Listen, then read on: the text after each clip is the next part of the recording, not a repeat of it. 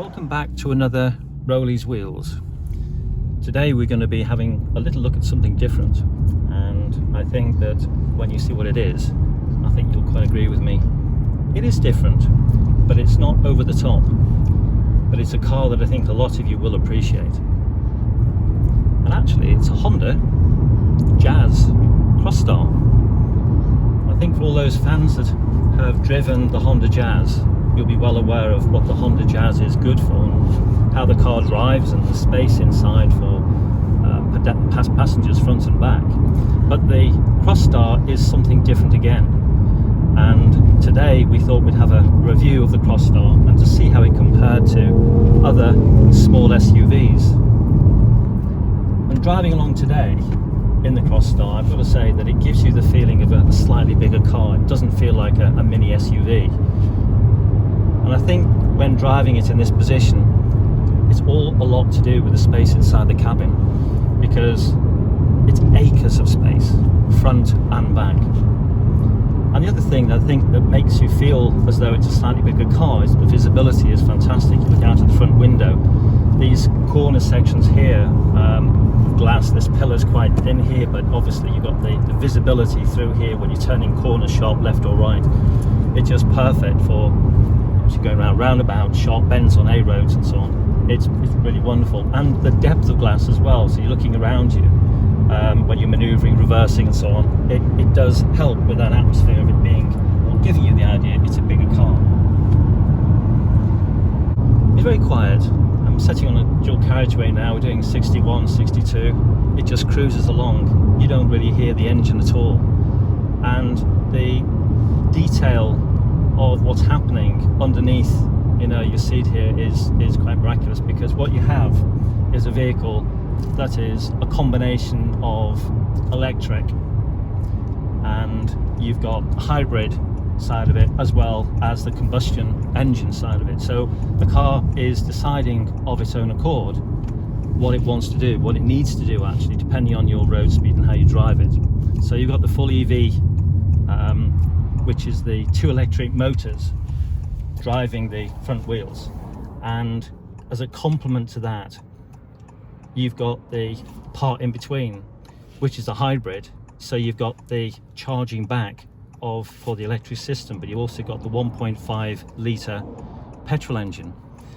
Standard brake horsepower is around about 95, but with the electric motors assisting it actually boosts it to about 108 brake horsepower, which I think is fantastic. It is a car that you can just cruise with in relaxed way. It's quiet. It's an excellent car to go from A to B in, very economic. But it's not a car that you would want to expect to be as a hot hatch. It isn't that. It is a small SUV, but it's a bit bigger than a small SUV. It's a car that is ideal for quite a wide spectrum of people.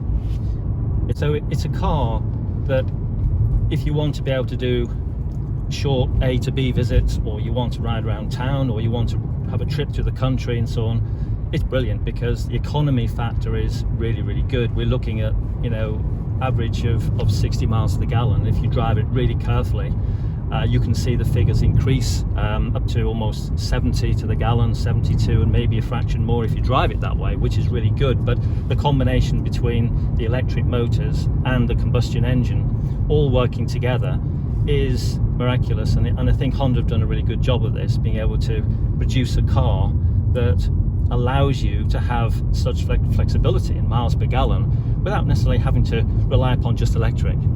I think this is the way that I would probably prefer things to go, hybrid rather than full electric, because at the moment with full electric cars, you've got to sit there charging it up. If you're going to do a journey any more than 200, 250 miles, you're going to have to sit somewhere on a service station charging the car back up again.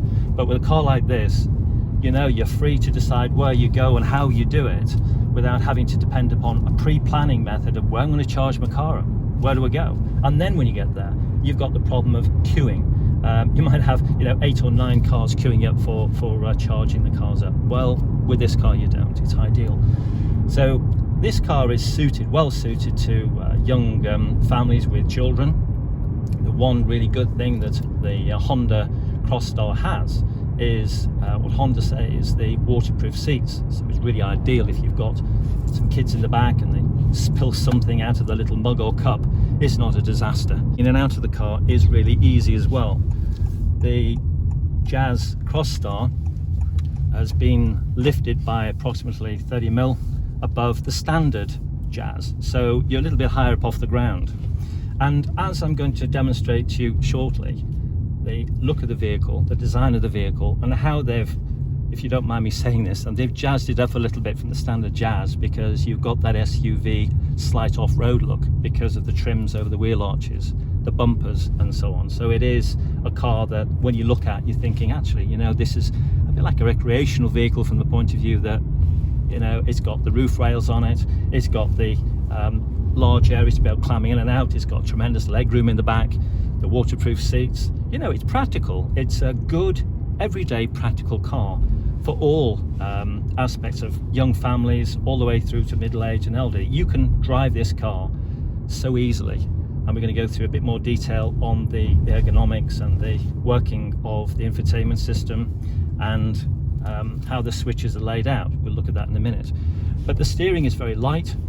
I'm just, you know, just tootling along at 25 now. It's silent. The steering is precise, but it's light. Maneuverability and car parking of this is going to be so easy as well. And you know, it's a very easy car to think about where to park from that respect, because you can see all the way around it. And as I said before, the glass is quite low to the door tops here. With some later models, you've got the doors are quite high with a limited area of glass. So now we're going to pull up just further down here and have a little close look around the car and the detail inside, because this Honda Jazz Crosstar has got one or two other little tricks which it's got up its sleeve, which we're going to investigate and show you. So the Crosstar has a rear view camera and it's very clear, and you've got a number of settings. This one is a wide view, and if you touch that button it gives you more of a concentrated view as to where you're looking. And if you really want to know how close, apart from these actually will be flashing up amber and red when you get closer to objects, you can actually have a look to see right behind your bumper to see how close you are to a curb. Now that screen obviously is that set side, but you can actually increase the size of it, so you can actually take the whole screen, which is a 9-inch screen, to see exactly what's behind you. Isn't that easy? So the Jazz Crosstar, as I mentioned before, it's got this 9-inch infotainment system, and the screen, the standard Jazz has a smaller screen, so you don't get this unless you have the Crosstar with the 9-inch screen. So it's actually full of information which is usable information, and we're looking at the average fuel consumption here. So today this is how it was. We've been on a very short section of dual carriageway with a country lane, and it really hasn't had long enough to be able to build up to these sort of figures. These is historic figures. And you can see the sort of miles that are being carried out. You want to be able to achieve that. As I mentioned before, you can actually get this up to about 72 to 75 miles to the gallon, but these are average figures. So Honda have actually stated that it'd be around about 60 to the gallon, which is well proven here. So you can see how the mechanism of the three different facets, that is the EV combining with the hybrid and also the combustion engine, all works well together, producing these sort of figures. So one of the other features which we really like about this car, with other makes, Toyotas and Renaults and so on, what they tend to do is they tend to make you operate the heating system through the infotainment system and screen, and it can get a bit complicated, and really you should be concentrating on your driving, looking out of the window. But here what Honda have done is they've kept it simple. You know, you've got your switches all the way across the front here. They're manual switches, and this is for the fan. You can increase the fan or decrease it. You can adjust where the flow of air goes to your face, to your knees, to your legs, and up on the windscreen. It's all very simple, and actually as soon as you just flick across, you can feel that little nice click, so you know exactly where that is, rather than it being sort of a scrolling thing. You can keep on endlessly scrolling. And then the temperature button here is very easy to see. I like the color scheme of it. It's not over the top, it's not in your face, but you can clearly see what it is. Just moving just a bit below that, you can have a look to see we've got some USB ports here, and I really like the fact you've got 2 USB ports, and we'll show you in a minute there are USB ports in the back as well. There's 2 of them for the passengers, and you've got a power outlet here, which is very useful. To slot that in, and yeah, the whole vehicle, the way it's all designed, is designed simply without being too complicated, and that's what we want. Again, what's different is if you take a look at the steering wheel. Now, most steering wheels now are a sort of a 3-spoke steering wheel. This is a simple steering wheel. It's quite nice to get a hold of. It's a lovely soft leather feel. It feels sporty, and on the controls on the steering wheel are very simple. You've got the volume controls here. You've obviously, if you want to make a phone call, if it's linked up to your Apple car phone system or Android, you can press the button, you can scroll between your radio stations. It's all very easy to operate. On this side, obviously, you've got your cruise control, and you can set it. It's even got the system where it will actually read road signs for you, so you can put that on, and it will automatically slow down in those restricted speed areas, which is really good. That's a good safety feature. One other thing which I think is quite different about this car than the other Honda Jazz is, just take a look at the dashboard now.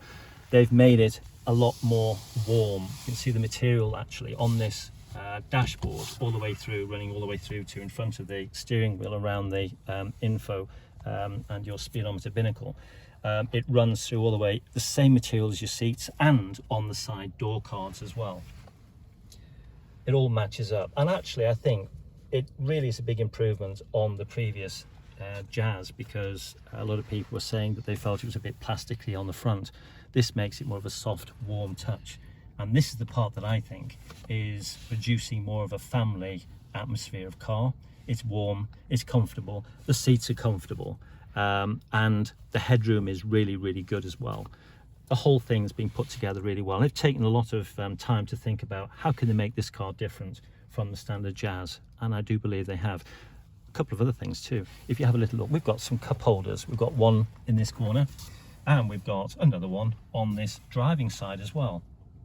So you can just see here. So it is quite a nice location just to put your cup, rather than having to sort of stretch down or reach down to the pocket at the bottom. It's in a place where it's easy to get to. So again, you're not distracted. If you wanted to have a drink and you're looking out of the front window, you don't have to take your eyes off what's happening in front. So running through the infotainment system, it's quite easy to use. You've got a number of apps to find on the vehicle settings, your Wi-Fi hotspots, trip computer, USB, and all the rest of it, which is quite good.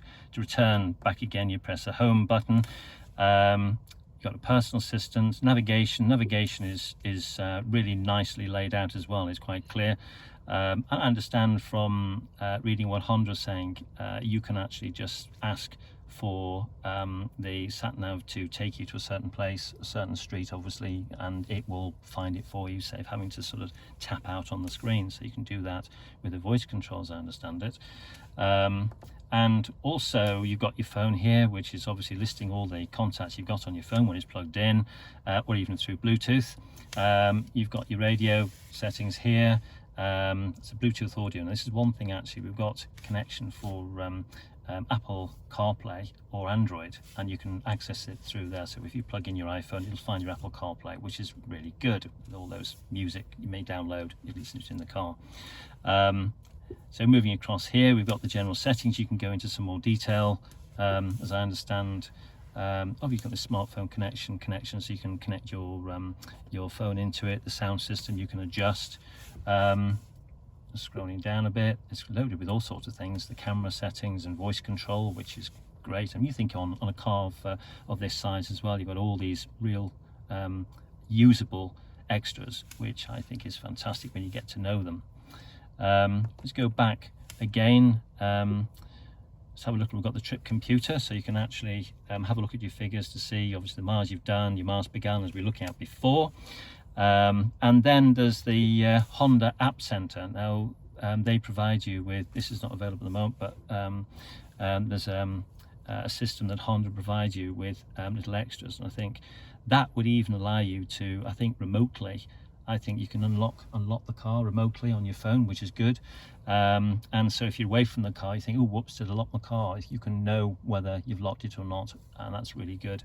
So yeah, it's loaded with all sorts of very usable and practical apps, which I think, again, once you get to know how they work, they're not difficult to understand, but they're very simple to operate. Taking a look at the car from outside, if you stand back and you look at it, it's actually smiling at you. Don't you think it looks very happy? And it really is a very aerodynamic design. You can see how the nose sort of comes down on the front the way it is. You can see this denotes the blue around here that it's an EV vehicle, but the differentiating difference between the Crosstar and the standard Jazz bonnet actually comes down. You don't have this black grille, so if you see this, you can tell this is the Crosstar. And coming around the side here, you can see all the features. They've actually built in these surrounds around the fog lights. You've got the lower air dam, and then coming around the side, you can see that they've made it look more like a cross-country SUV. The car, as I said before, is a little bit lifted. I think it's 30 millimeters off the ground from the standard, and you can see that all these trims over the wheel arches give it that cross-country look. The Crosstar's also got 16-inch alloy wheels, and I really love the fact that obviously they're a black painted alloy wheel, but they're actually polished on the front faces, so you can actually see that spoke spinning round, and it really catches the light really nicely. Coming round the vehicle, looking at the back again, you know, we've got the feature of the black bumpers, or the black grey bumpers on the back, which gives you that sort of cross-country style of look. And again, the back of the car looks really nice. It's well finished off. You've got a good view out of the rear window, and you've got a rear wiper as well, because a lot of them just miss the wiper in the back, which is really a crucial thing to have. Also, the other little party trick about this one is there's a little button underneath here, which if you've got the key in your pocket, you can just press the button and the whole car can lock. So that's a nice little feature, because a lot of the time, you know, you're loading something in the boot and you walk away and think, oh, I'm going to go around and just touch the handle. No, you don't have to. You can just press the button here and it will lock. So we've actually got in the back, I think it's 299 litres of space, they say, in the boot here. And it might be slightly less than the standard Jazz, but that's only because you've got a subwoofer which takes up quite a bit of space in this, because the sound system is a lot better. They've actually boosted the sound system to be able to give you that quality of sound.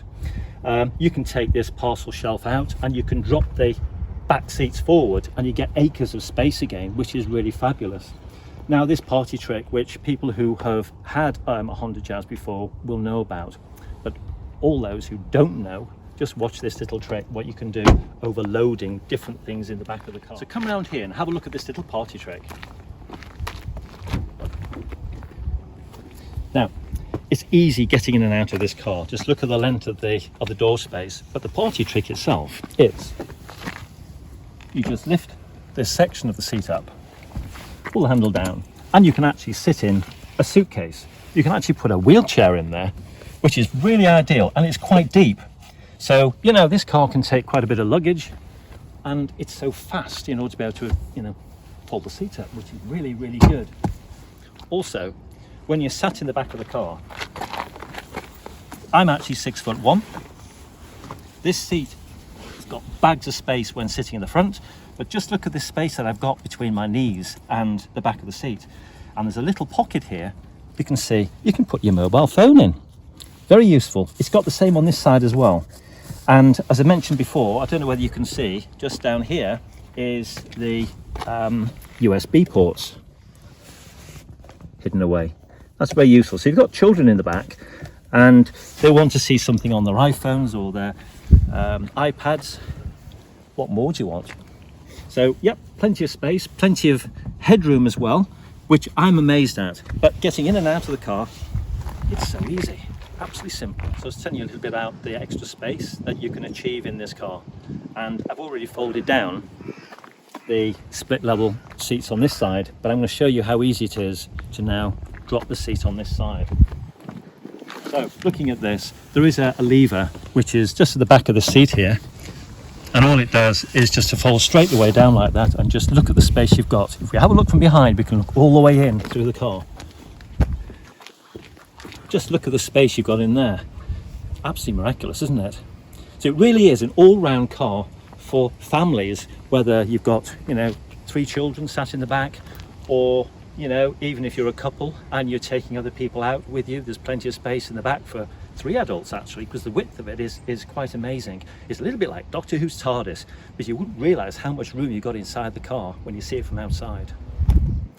Now the car's got acres of cubby space and storage space, and what I really love about this is, if you take a look at this, underneath this area here, you've actually got more storage space. So it's perfect for carrying all bits and bobs like that. And not only that, you've also got your glove box. So it's a lot of space which you've got. And obviously you've got areas down here for storing your mobile phone temporarily. You've got more storage down here. You've got a cup holder here. And you've got an armrest, which is nice and comfortable on the arm, which is really warm to touch.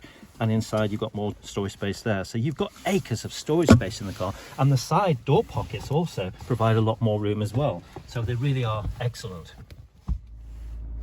So thank you once again for watching. I hope you found this section on the Honda Jazz Crosstar of interest to you. It certainly impressed me, and I would certainly recommend anybody looking for a Honda to look at the Crosstar.